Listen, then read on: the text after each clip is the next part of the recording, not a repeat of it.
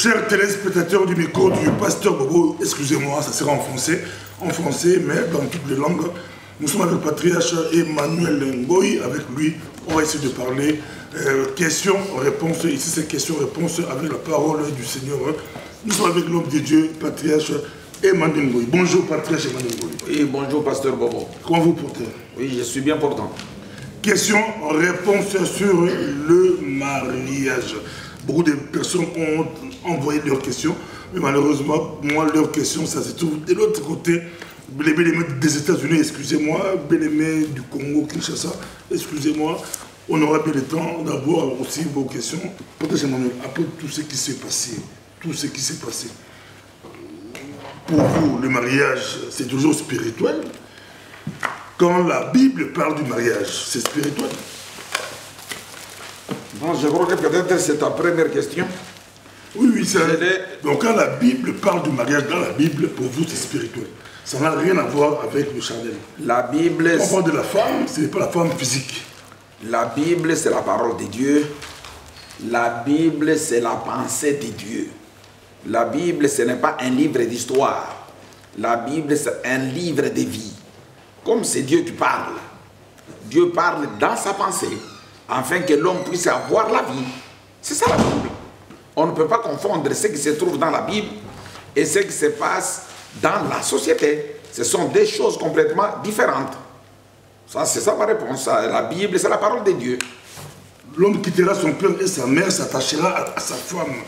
Bibliquement parlant, l'homme qui quitte son père, la femme, vous dites que ces pasteurs-là sont des sorciers quand ils parlent de l'homme physique et de la femme physique. Non, non, c'est-à-dire, c'est le verset qui le dit clairement. Or, dans la société, quand l'homme doit quitter ses parents pour aller dans la famille de la femme, qu'est-ce que la société dira?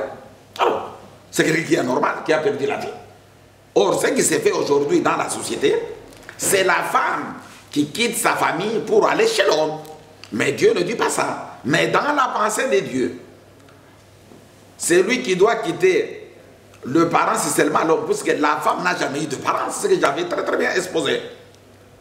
Ça veut dire la femme n'a pas de parents. C'est lui qui a des parents, c'est l'homme. Et c'est l'homme qui doit quitter ses parents pour aller chercher sa femme. C'est ça. Comment définissez-vous le mariage? J'ai dit très bien que le mariage, c'est l'union légitime entre un homme et une femme. C'est ça la définition du mariage. Si quelqu'un peut poser une question, on entend directement, ici ça sera direct.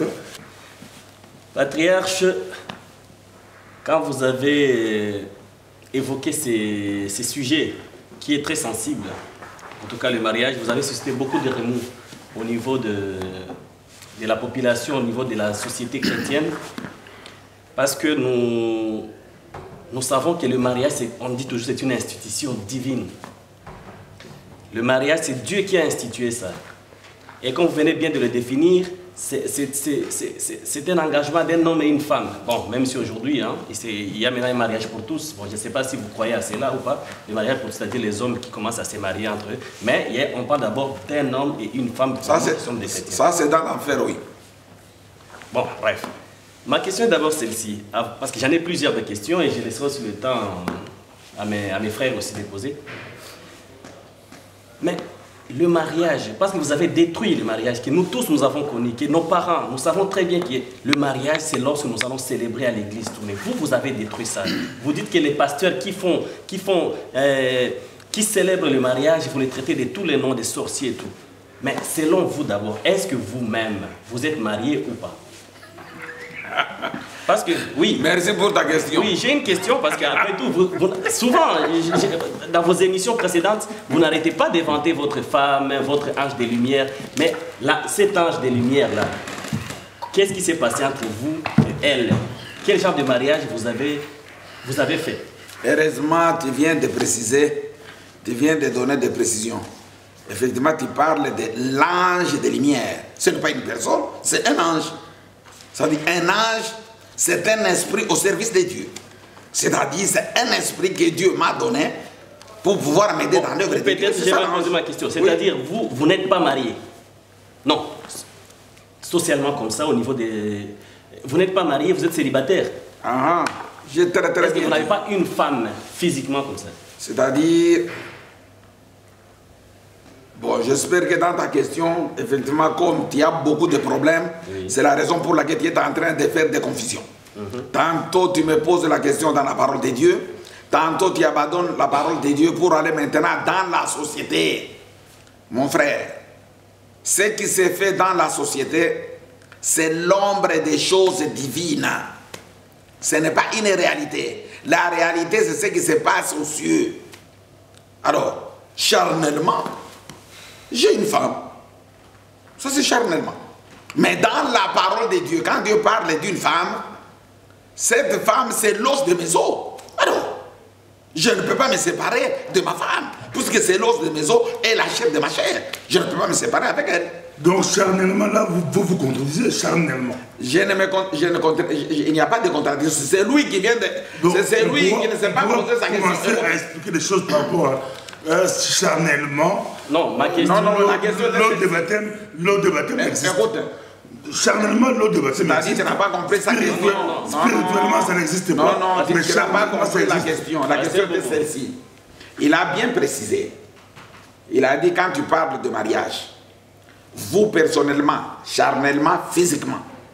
Là, j'ai répondu à la question. C'est là où je lui avais dit, je ne sais pas comment est-ce que tu poses ta question. Il ne faudrait pas faire des méli-mélo dans la parole de Dieu. Ça dit que les mariages que la Bible parle, c'est dans la pensée de Dieu, dans la sagesse de Dieu. Même quand toi tu parles du baptême, il n'y a pas de baptême. Les baptêmes charnellement, le baptême existe. Non, c'est diabolique, ça n'existe pas. Dans l'eau, ça n'existe pas. Dans la piscine, dans le fleuve. Entrer, charnellement, c'est là, on peut lire Jacques, chapitre 3, verset 15. Quand vous allez dans l'eau physique du baptême, écoute ce que la parole de Dieu nous dit. Dans Jacques, chapitre 3, verset 15.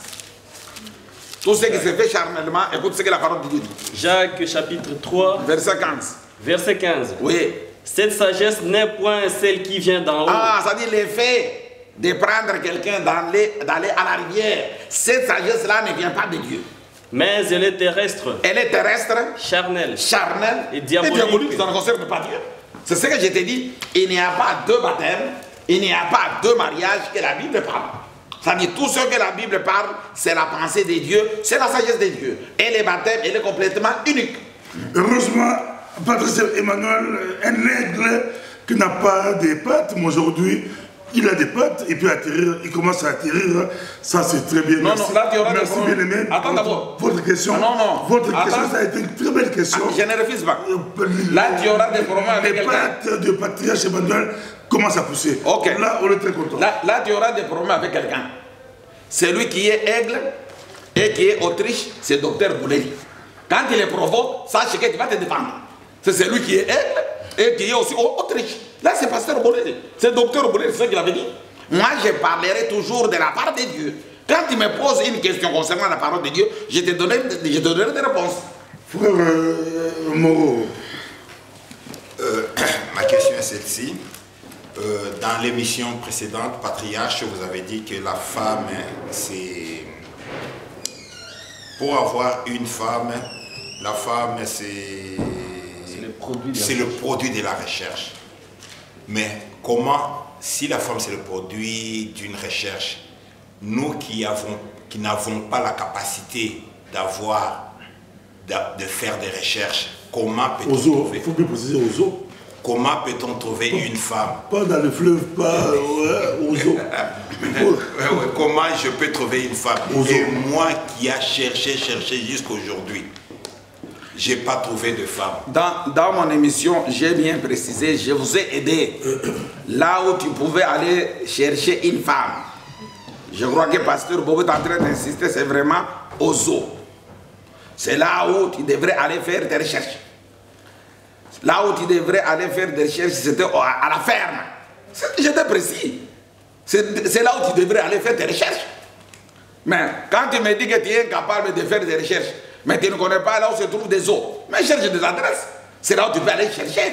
Maintenant, si tu arrives aux eaux, tu ne parviens pas à pouvoir trouver une femme, une laide semblable à toi, c'est à ce moment-là maintenant que Dieu peut t'aider.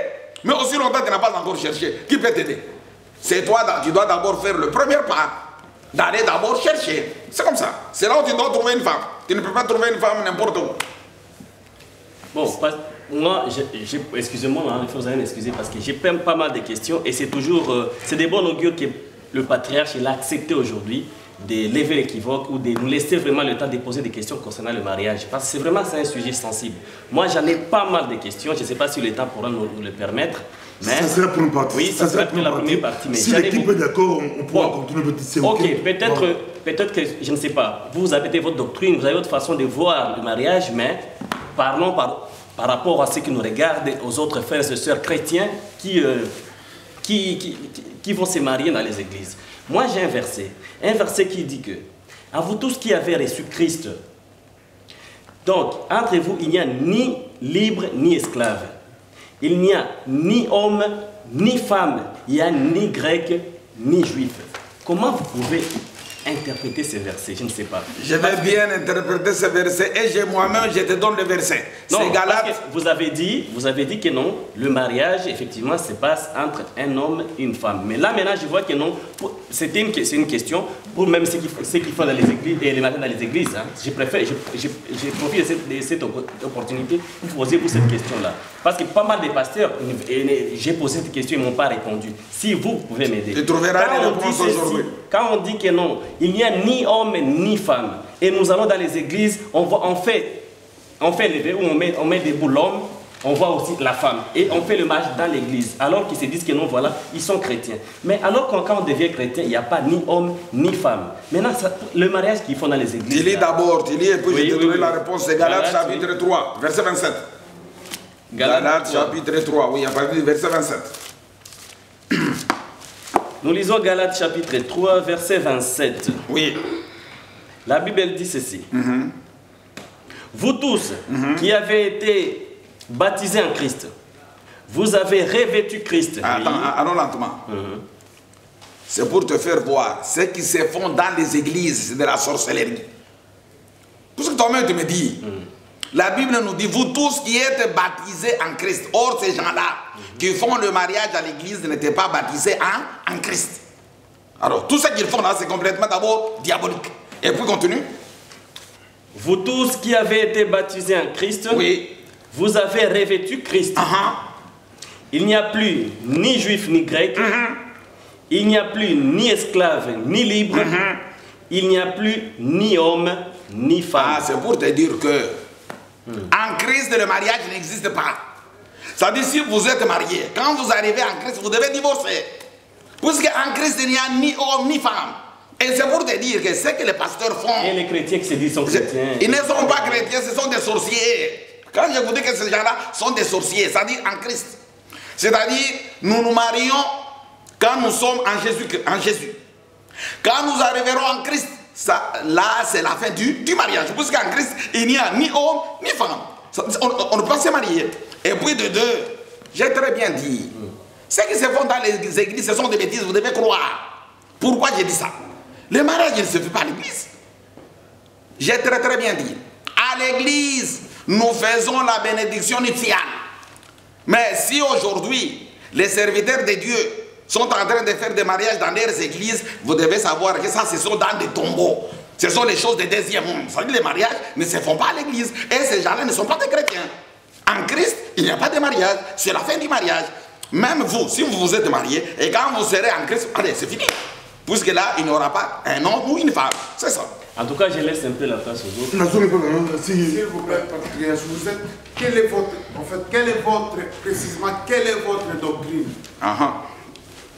Tu me demandes ma doctrine, là on peut lire dans 1 Timothée. 1 Timothée chapitre 1, verset 3 à 4. Tu peux lire dans 1 Timothée chapitre 1, verset 3 à 4.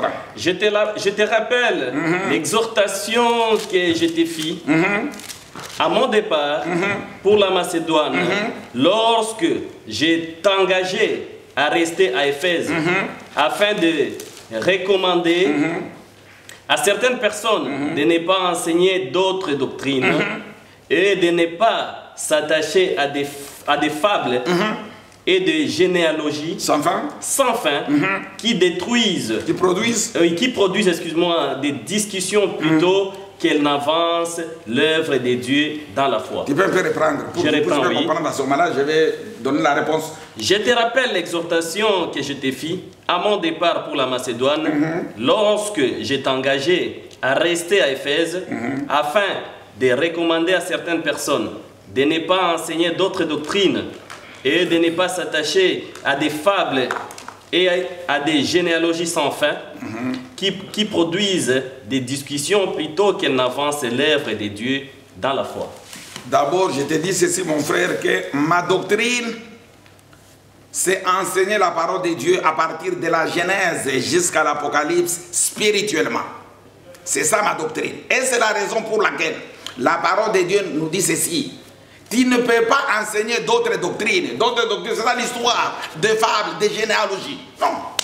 Quand vous parlez de mariage physique, ça c'est ça d'autres doctrines qui sont diaboliques. Je vais encore donner un autre verset pour pouvoir peut-être aider celui qui me pose la question sur ma doctrine.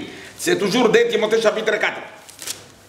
2 Timothée 4. Oui, verset 3 à 4. Verset 3 à 4. Oui. Car il viendra un temps où les hommes ne supporteront pas la saine doctrine. Il y a un temps où les hommes ne supporteront jamais la doctrine de Dieu. Et c'est la raison pour laquelle vous vous acharnez sur le mariage.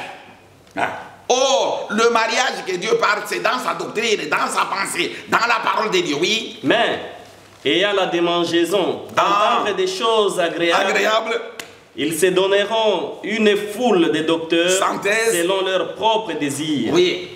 Détourneront l'oreille de la vérité et se tourneront vers les fables. Je crois que même mon frère a dit que le mariage c'est un problème sensible. Sensible chez qui?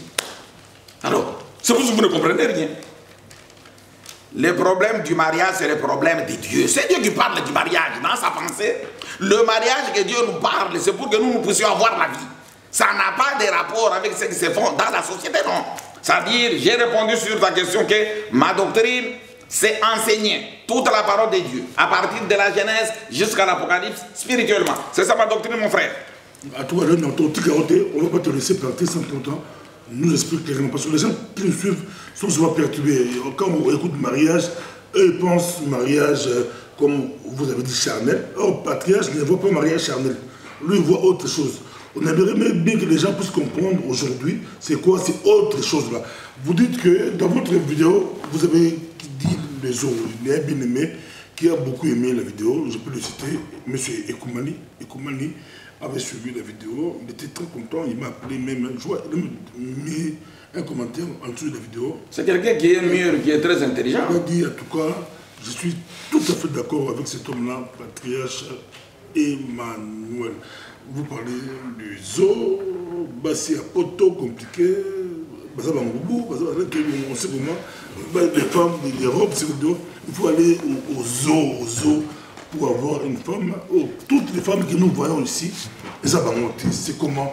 Essayez d'expliciter votre histoire des zoos là. Une belle femme se trouve au zoo. Oui. Beaucoup d'hommes mariés vous regardent, beaucoup de femmes mariées vous regardent. Est-ce que ils ont été pris au zoo? Non. Mais toi, pour vous, un pasteur, un homme de Dieu, vous précisez, il faut aller au zoo. Bien que Ekoumani est d'accord avec vous. Oui, bon, on peut lire. C'est la parole de Dieu qui le dit clairement. Dans Genèse, chapitre 2.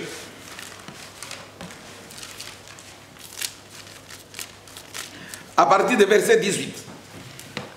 Vous descendez, on va arriver jusqu'à 24. Verset 18. C'est Dieu lui-même qui le fait, qui le dit. Oui. L'Éternel dit, l'Éternel Dieu dit, il n'est pas bon que l'homme soit seul. On dit que c'est Dieu qui a constaté. Il n'est pas bon que l'homme soit seul. Écoute. Je lui ferai une aide semblable à lui. Alors c'est Dieu qui a constaté, oui. L'Éternel Dieu forma de la terre tous les animaux des champs. Écoute le processus. Dieu qui remarque, il n'est pas bon que l'homme soit seul. Je lui ferai une aide semblable à lui. Écoute maintenant ce qu'il fait. Comme processus, reprend le verset. Dieu forma de la terre tous les animaux des champs. Il a d'abord formé tous les animaux des champs. Qu'est-ce qu'il fait? Et tous les oiseaux du ciel. Oui. Et il les fit venir vers l'homme pour voir comment il les appellerait. Non, cet homme était très intelligent. C'est-à-dire, il était devant les animaux, devant les oiseaux. Il a commencé maintenant à faire des recherches. Écoute, quitter, descend. Et il les fit venir vers l'homme pour voir comment il les appellerait. Et afin que tout être vivant portât le nom qu'il lui donnerait l'homme. 20. Oui. Et l'homme donna les noms à tous les bétails, à tous les oiseaux du ciel et à tous les animaux des champs. Mais pour l'homme, il ne trouva point d'aide semblable à lui. Alors, il a fait des recherches. Il a regardé que parmi les animaux, parmi les oiseaux, il n'a pas trouvé l'aide semblable. C'est ce que j'ai dit, je suis en train de dire aux gens. Si tu as besoin d'une femme, tu dois aller en brousse, tu dois aller au zoo, tu dois aller à la ferme, là où il y a des animaux. Cherche d'abord. Puisque l'inconvénient aujourd'hui, c'est quoi?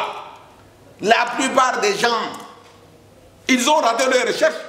Au lieu de chercher la femme, ils ont épousé des hiboux, des oiseaux, des corbeaux.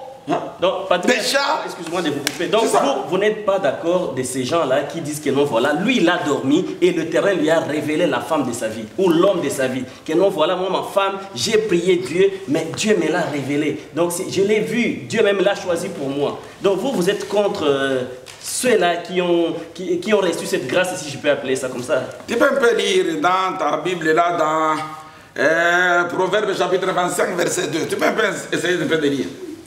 Essaye un peu de lire. Proverbe 25, 2. Oui.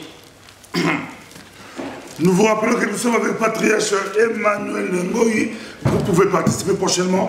Si vous voulez participer, appelez-nous, écrivez-nous. C'est possible de participer prochainement. Vous pouvez aussi appeler. Aujourd'hui, ça a été un peu compliqué. C'est le 1er mai. Proverbe chapitre 25, oui, verset 2. Verset 2. La gloire de Dieu, c'est de cacher les choses. Et la gloire? La gloire de Dieu, c'est de cacher les choses. La gloire des rois, c'est de sonder les choses. Ça veut dire, le problème, c'est aussi. Quand quelqu'un te dit clairement, il a rêvé une femme, tu dois comprendre qu'il est toqué, il a des problèmes dans sa tête, il est malade. Dieu dit, pourquoi Dieu t'a doté de l'intelligence, les yeux, tu as les yeux, les oreilles qui voient. Alors, c'est pour que tu puisses faire tes recherches. Ce n'est pas un dormant que tu dois avoir, non. Alors, ce que le monde est en train de faire, ce que l'homme est en train de dire, ça dit que c'est quelqu'un qui est incapable à pouvoir faire des recherches. Au lieu d'aller voir parmi les animaux, parmi les oiseaux, faire d'abord des recherches. C'est ça l'inconvénient. Par conséquent, les gens sont en train de poser les animaux et les bêtes. Patriarche, vous avez des fidèles qui vous suivent, vous avez des disciples, hein, c'est comme ça, vous avez des disciples qui sont derrière vous, et vous avez une église qui vous tenez. Quel conseil, qu'est-ce que vous recommandez, qu'est-ce que vous donnez comme conseil à vos disciples s'ils veulent trouver des femmes? Vous leur dites quoi exactement? S'ils veulent se marier, hein, avoir une femme charnelle, là, je ne vais pas dans votre monde spirituel. Je vais avoir une femme. Je vais former une famille. Quel conseil vous donnez à vos disciples? Les conseils charnels, il faut préciser. Mais effectivement, parce qu'il s'agit d'abord d'une femme charnelle. Le conseil est très simple. Le conseil est très très simple. Si tu as fait l'erreur d'épouser un animal, une bête, un oiseau, la seule solution, c'est quoi? C'est que tu dois faire comme tu as échoué. Comme vous êtes incapable d'aller au zoo, dans une parc, pour chercher une femme, mais vous aviez fait de votre propre manière, en rêvant, tu as trouvé quelqu'un et tu cherches à former le foyer. La seule solution, c'est quoi? Matthieu chapitre 3, verset 7. Matthieu chapitre 3, verset 7. Si vous avez des questions rapidement, parce que nous tendons vers la fin. Des questions. Matthieu chapitre 3, verset 7. Comme vous pouvez le constater, Patriarche, nous avons beaucoup de questions, mais le temps nous presse. Nous avons verset 7. Oui. Mais, voyant venir à son baptême beaucoup de pharisiens et de sadducéens, il leur dit, race des vipères, qui vous a appris à fuir la colère à venir? C'est-à-dire, si tu as échoué à pouvoir faire des recherches, la seule solution, c'est d'amener cet animal-là, cette bête-là qui t'était opposée, et les mettre dans l'eau, qu'on puisse les baptiser. C'est la seule solution. C'est à ce moment-là que tu dois fonder le foyer que tu veux. C'est-à-dire, seule solution, il faut les amener. chez Jean-Baptiste pour qu'on puisse les mettre dans l'eau. Eh bien, là, quand il s'agit de quelqu'un qui a déjà une femme charnelle. Là, vous demandez qu'il vienne avec cette bête-là, je ne sais pas comment l'appeler, cette vipère. Oui. Mais quelqu'un qui n'a pas encore cette vipère-là. Mais j'ai très bien dit. Comme toi, seul conseil que je peux te demander, tu dois chercher une Belge, française, canadienne, celle-là. Elle n'osait jamais de prendre les Noirs, surtout. Du Congo, non. N'osait même pas. C'est la solution. Tu risques 99,9 d'amener la sorcellerie dans ton foyer. C'est comme conseil. Mais Patricia, c'est la provocation. Vous dites que les femmes congolaises sont des sorciers. Les femmes noires africaines sont des sorciers. Des sorcières, des sorcières. Mais c'est la vérité. C'est une provocation. Mais c'est la vérité. Moi, j'ai une question. Oui, maman. Moi, j'ai une question, patriarche. Oui. Est-ce que vous êtes d'accord que les femmes sont des sorcières africaines? Mais c'est moi qui l'ai dit. Tu me poses moi la question. C'est des blanches qui sont. C'est clair. Moi, j'ai une question, en fait. Oui. J'aimerais savoir, patriarche, est-ce que c'est un péché si une femme se marie et elle est déjà déviergée? Si une femme se marie, elle est déjà déviergée. Oui. Je vais d'abord lire quelque chose, peut-être pour pouvoir un peu répondre correctement à ta question. Mais là, pourquoi lire, pourquoi comprendre les choses? Donc, Patrice Emmanuel, vous voulez dire qu'une femme déviergée ne peut plus se marier? On lit. Mais quand vous lisez, vous compliquez la réponse. Non, je ne comprends pas. Lévitique chapitre 21, verset 13 à 15. Oui, elle peut se marier. Non, la Bible va répondre. Lévitique Ou chapitre elle peut se marier, pas seulement. Attends, Lévitique chapitre 21, verset 13 à 15. Verset 13 à 15. Oui. Il prendra pour femme une vierge. Il n'y a pas un petit titre là? Le titre? Oui. Ordonnance relative au sacrificateur. Ordonnance relative au sacrificateur. Ici, je vais répondre à ta question, ma soeur. Ici, on s'adresse aux serviteurs de Dieu. Évangélistes, pasteurs, prêtres, qui que ce soit. Écoute d'abord leur ordonnance, oui. Verset 13. Il prendra pour femme une vierge. Si tu vois un pasteur qui a épousé une femme déviergée, il n'est pas pasteur. C'est vraiment un sorcier. Ça dit un serviteur de Dieu ne peut pas prendre une femme déviergée. Oui. Il prendra pour femme une femme vierge. Il ne prendra ni veuve, ni une femme répudiée, ni une femme déshonorée ou prostituée, mais il prendra pour femme une vierge parmi son peuple. Maintenant, le problème pour les femmes qui sont déjà déviergées, il y a une solution. C'est 2 Corinthiens, chapitre 11, verset 2. Ça dit, si tu es par accident, tu as été déviergé, tu cherches maintenant à être épousé, la solution est là. Verset 2. Oui. Car je suis jaloux de vous d'une jalousie de Dieu, parce que je vous ai fiancé à un seul époux pour vous présenter à Christ comme une vierge. Alors, ça veut dire que quelqu'un qui est déjà déviergé, qui cherche du mariage, il doit aller chez Paul. Et Paul va les réparer. Il deviendra vierge. C'est comme ça. Mais on ne peut pas épouser une femme déjà déviergée, non. Ça sera très compliqué. Mais c'est pour les Lévites. Là, vous confondez, Patrice. Vous donnez un verset, c'est pour les Lévites, et vous mélangez. Donc, vous dites que dans votre verset, vous dites que pour les vierges, c'est pour les Lévites. Non, tu es toujours en retard. Non, le verset. Écoute, le premier verset concernant les Lévites, les sacrificateurs, 2 Corinthiens chapitre 11, verset 2.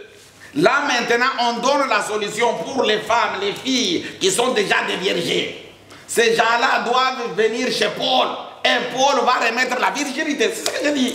Mais alors, on ne peut pas prendre en mariage une femme déjà déviergée, non. Donc il y aura des problèmes. Mais quand tu es à côté d'elle, elle est en train de penser à celui qui l'avait défloré. Tu vois ce que ça fera.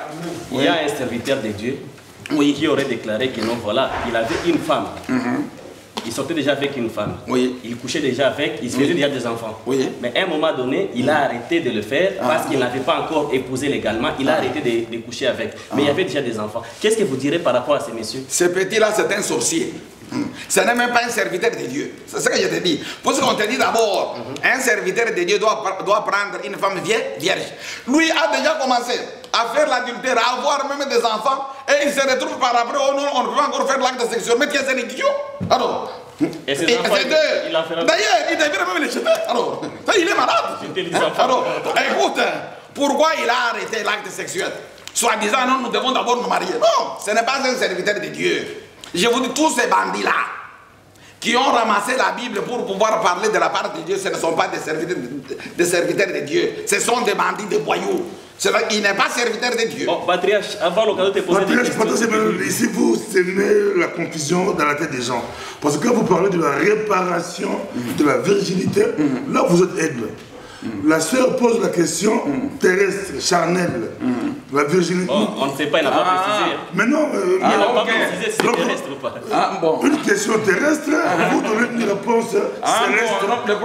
Là, ça complique les choses. Est-ce que tu m'appelles comment? Tu m'appelles comment? Non, non, toi, tu m'appelles comment? Ma soeur. Bon, ma soeur, tu m'appelles comment? Attends, ma soeur, tu m'appelles comment? Alors, un serviteur de Dieu. Moi, je veux parler de la part de Dieu. Si elle a des problèmes avec la virginité, mais la commune est là, les hôpitaux sont là. Mais moi, je dois répondre de la part de Dieu. Docteur Mukwege. Donc alors, docteur Mukwege est là. Alors, il doit réparer les femmes. Alors, mais moi, quand on me pose la question, je réponds compte tenu de la parole de Dieu pour pouvoir éclairer, donner l'éclaircissement. Quelle est la différence entre la réparation de Mukwege et de Paul? Et de Paul. La réparation de Mukwege ne peut jamais remettre la virginité. C'est ça l'impossible. Oui. Mais Paul, lui, doit remettre la virginité. C'est ça la différence. Ma question.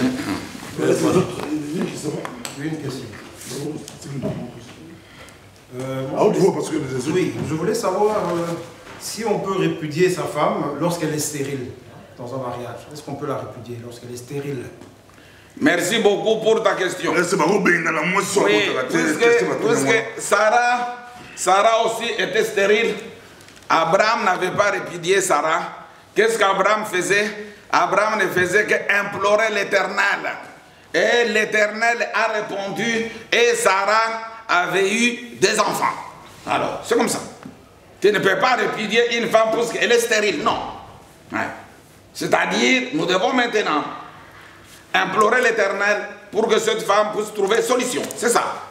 Même Anne aussi, elle n'avait pas d'enfant. Elle avait aussi imploré l'Éternel. On ne peut pas répudier pour cause. Et d'ailleurs, qui te dit que c'est la femme qui est stérile? Peut-être c'est l'homme. Peut-être c'est l'homme qui est malade. C'est ça. Et voilà, patriarche, j'ai constaté que non, vous avez l'habitude d'humilier les serviteurs de Dieu. Pour vous, si quelqu'un veut devenir un serviteur de Dieu, il faut qu'il fasse la théologie. Ah, c'est ça la question que tu me poses. Voilà. Bon, je vais lire deux versets peut-être pour pouvoir répondre exactement. Tu peux un peu lire Proverbe, chapitre 19, versets 2 à 3. Proverbe, chapitre 19, versets 2 à 3. 19, 2 à 3. Oui. Le manque de science n'est bon pour personne. On te dit ceci. Si tu refuses d'apprendre, comme la plupart de vos serviteurs, moi je ne peux pas faire la théologie, moi je ne peux pas étudier. Oh, mais Dieu maudit, reprends. Le manque de science, quand tu refuses la science, n'est bon pour personne. N'est bon pour personne. Et celui qui précipite ses pas tombe dans le péché. Oui, 2 à 3. La folie de l'homme pervertit sa voix, et c'est contre l'Éternel que son cœur s'irrite. D'ailleurs, moi je m'étonne. Même l'ensemble, même les disciples, vous écoutez. C'est lui qui vous enseigne, il dit que lui ne peut pas étudier, lui ne peut pas faire la théologie. Mais il se prétend d'aller enseigner les gens. Jean chapitre 8, verset 28. Jean chapitre 8, verset 28. Jean chapitre 8, verset 28. Verset 28. Verset 28. Oui. Jésus leur dit, quand vous aurez élevé le Fils de l'homme, oui, alors vous connaîtrez ce que je suis et que je n'ai fait rien de moi-même, mais que je parle selon ce que le Père m'a enseigné. Jésus lui-même, on l'a enseigné. avant qu'il puisse venir nous sauver. Lui-même, il a appris, on l'a enseigné. Mais toi, les serviteurs d'aujourd'hui qui s'entêtent, qui te disent que non, lui ne peut pas étudier. Il faudrait être malade pour suivre cette personne-là. Ces gens-là ne sont pas humiliés. Ils se sont humiliés eux-mêmes. Donc, attendez, pasteur, excuse-moi, patriarche. Donc, vous confirmez que non, il faut faire la théologie. Parce que c'est ça la question pour devenir serviteur de Dieu. Faut-il faire la théologie? Ah bon, je vais répondre. J'ai dit. Je vais lire. La question, apparemment, vous méprisez les autres. Vous méprisez les autres. C'est quoi? C'est un charnel? Non, non, je vais répondre. Ça, c'est la deuxième question. Tout à fait. Je vais répondre. Vous méprisez. Attends d'abord, je vais répondre. Lisez d'abord. Acte chapitre 19, verset 9 à 10. Je vais répondre comment j'humilie ce que vous disiez que les serviteurs de Dieu. Verset 9 à 10. Oui. Mais comme quelques-uns restaient endurcis et incrédules, décriant devant la multitude la voix du Seigneur, il se retira d'eux, sépara les disciples et enseigna chaque jour dans l'école d'un nommé Tyrannus. Ok, c'est-à-dire le problème est celui-ci. La première des choses, tu dois apprendre cette science-là, n'importe où. Tu dois étudier pour avoir un bagage. Et puis de deux, tu dois venir chez moi maintenant pour apprendre la parole de Dieu. On doit t'enseigner dans la parole de Dieu pour que tu puisses devenir un serviteur de Dieu. Ça, c'est de deux. Maintenant, tu me dis que je suis en train d'humilier les serviteurs de Dieu. Luc chapitre 13, verset 31-32. Luc chapitre 13, verset 31-32. Luc chapitre 13, verset 31. Oui, 31-32. 31-32. Oui. 31. Ce même jour, quelques pharisiens vinrent lui dire... Non, commence à faire à partir de 30 pour que vous puissiez bien comprendre. Verset 30. Oui. Et voici, il y en a les derniers qui seront les premiers et des premiers qui seront les derniers. Ce même jour, quelques pharisiens vinrent lui dire, va-t'en par d'ici, car Hérode veut te tuer. On s'adresse à Jésus. On est venu l'avertir, attention, fais attention. Hérode voudrait te tuer. Écoute la réponse de Jésus. Il leur répondit, allez, et dites à ces renards. Allez et dites à ces renards. Les renards là qu'on parle, c'est Hérode, le roi. Les rois n'étaient pas serviteurs de Dieu, patriarche. Les rois, Jésus minimise. Attends d'abord. Attends, allons maintenant. Oui. Allez. Voici. Voici, je chasse les démons et je fais des guérisons aujourd'hui et demain. Non, allez, dites. Oui, je reprends. Oui.